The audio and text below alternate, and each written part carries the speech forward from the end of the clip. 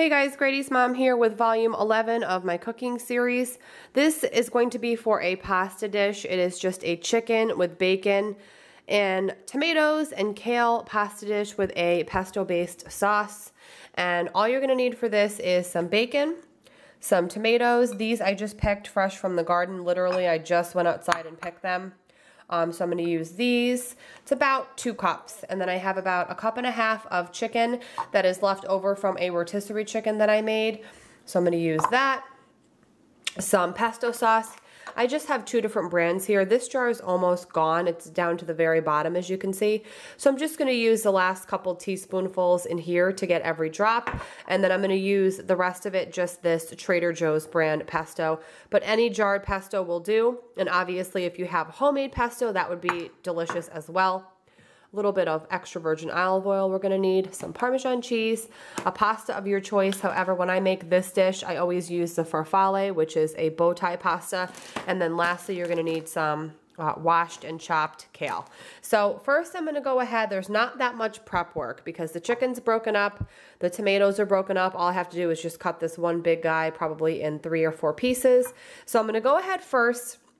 And I'm going to get my bacon cooking. I'm not going to pan fry it. I'm actually going to bake it in the oven on a baking sheet. So I'm going to go ahead, lay this out, show you how I bake this off. I'm going to get my pasta water going for the pasta, and this dish comes together super, super easy. So I'm going to go ahead now, set up my tripod, and show you guys how I do the bacon.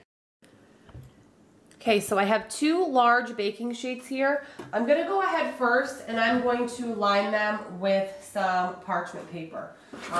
You can also use aluminum foil if you don't have parchment paper, but I'm just going to use this to line them.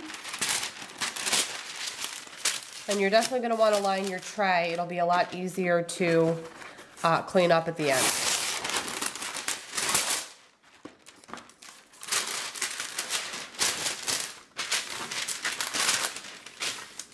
Okay, so I have my bacon here. I'm going to go ahead and get the package all the way open. The reason I'm using 2 trays, guys, is I don't want to crowd all of the bacon onto one pan. Technically, you could probably get it all in one pan, but I don't want to do that. I want to give them each piece a little bit of space that will just brown better. I'm going to get each piece on. And I'm going to get, like I said, a little bit of space between the slices. Doesn't have to be a whole lot of space, but a little bit. And this is a nice thick cut bacon. So I have my oven preheating to 375. These take about, give or take, 15 minutes. Sometimes the thicker cut bacon takes a little bit longer. So there's one tray. I'm gonna go ahead and get my second tray set up. I am just a bacon addict. Love bacon.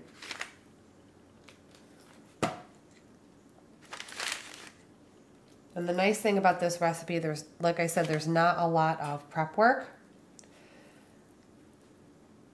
So we have the bacon. So I have 2 slices left. I'm going to try to wedge these in somewhere on these trays to avoid having to have 2 extra little pieces hanging out. I'm going to put one on here, like that. And then this one here, I'm going to try to wedge in here a little bit.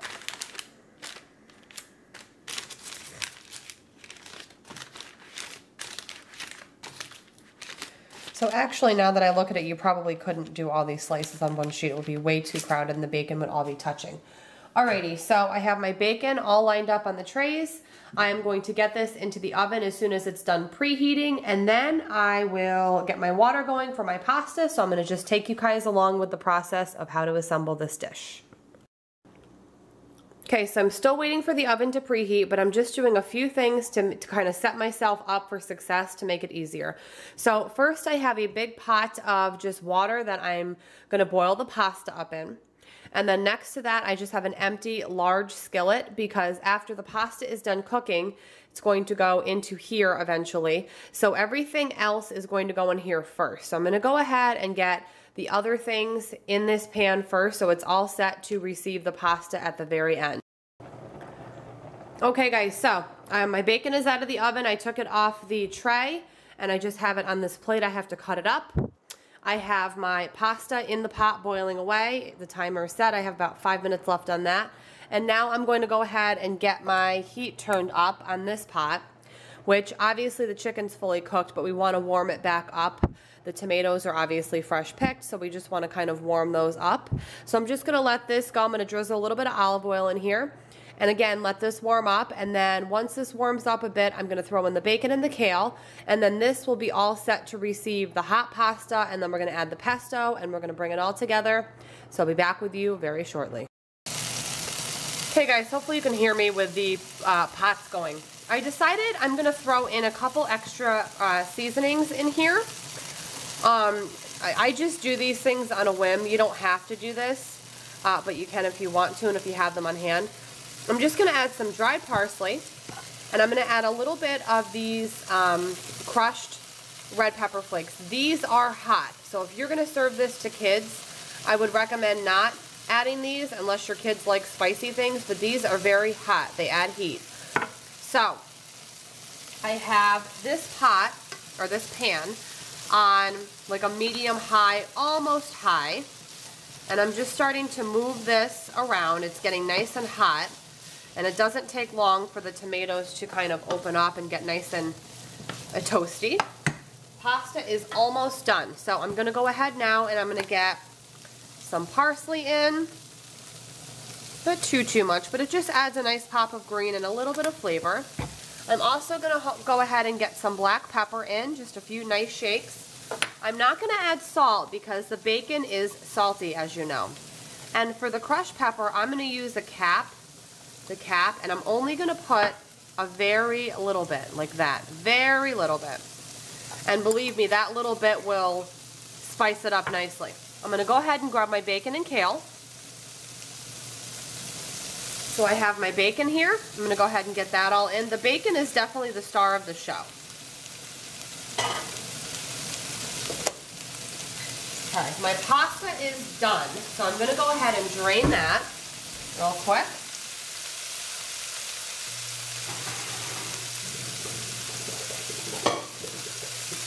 Okay, so my pasta is drained. I'm gonna go ahead and sort of see the tomatoes. You probably can't see on camera. The tomatoes are starting to get to that point where they're splitting and they're about to burst, which I love. Oh, it smells so good. I love bacon. Okay, I'm gonna go ahead now and grab my kale. Put the kale right on. I'm gonna do about 2.5 cups. But again, this will wilt down and you guys will see how quickly. So that's roughly maybe 2.5 cups. It's always hard to tell with kale because it's so bushy. So now, I'm just gonna take my spoon and just sort of work this in a little bit. And the heat will get that kale wilting real quick. I'm going to turn my heat back up just a teeny bit. Again, I'm on medium high. And the pasta will finish that kale off and make it shrink right down. It's already shrinking though. Yep, the tomatoes are starting. See guys? Hopefully you can see this one. It's all ready to burst, all the skin. I love that. I'm such a weirdo with little quirks and things like that.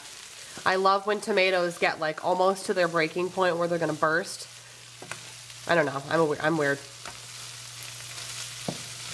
Okay, so I'm just gonna continue to work this in just for a couple minutes and then I will show you guys what it looks like right before you wanna add your pasta in.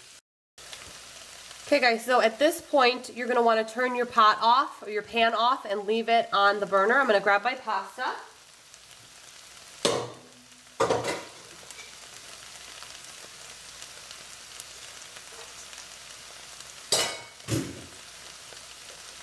And the pasta goes right on top. It's gonna be a full pan. Again, heat off.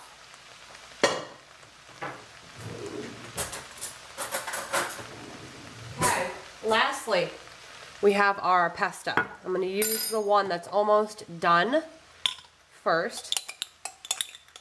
And just scoop any remaining pesto out so I can get rid of this jar. There's not much in here. There's maybe 1 tablespoon. So that jar is empty. I'm gonna go ahead and get into my second jar. Do a nice heaping teaspoon.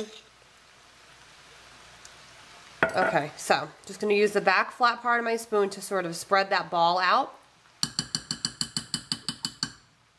And then I'm gonna take my wooden spoon and I'm just gonna gently start folding.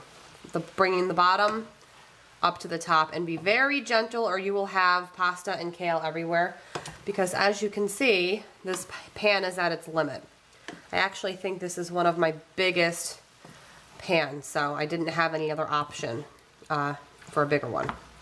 Oh, and the tomatoes, when they burst, they actually add a little bit of moisture, which is good, because you don't want it to be too dry. And then obviously the bacon is nice and juicy. This smells so good. So I'm just going to kind of keep folding gently. It does take a little bit of time because the pan is at capacity, just to kind of fold everything up into each other, and that pesto will just kind of melt into each other, kind of into the pasta. And I'm definitely going to need more pesto, but I don't want to add too much first. So I'm just kind of folding, and then I'll be able to eyeball how much more pesto I'm going to need. Looks like I'm going to need at least another big teaspoonful. So I'm going to go ahead and get another, maybe 1.5 teaspoons full. Again, just use your spoon to sort of spread it out a little bit, because what you're looking for is for the pasta to be coated with the pesto. Sort of speckled almost. Not swimming in it, but sort of, you want every bite to be kind of speckled with pesto. Alrighty, so I'm just going to go ahead and keep doing what I'm doing, bringing the bottom to the top, moving this around, and I'll show you up close what it should look like right before you dig in. Okay, so this is pretty much what you're going to be looking for. Let me see if I can go ahead and grab a spoonful and bring it up to the camera rather than bring the camera down, because it'll fog up. But you're going to want it just to be lightly speckled like that with the pesto. Hopefully you guys can see that. And then we're going to lastly add Parmesan cheese, which will kind of finish it off. But again, you don't want it to be swimming in the pesto. You want it to be very subtle, because you don't want the pesto to overpower the bacon and the tomatoes, and it's just such a pretty dish. So I'm going to go ahead, get myself plated up for a portion, put some Parmesan cheese on top, and show you guys the final result. Okay guys, so here it is right before I'm about to dig in.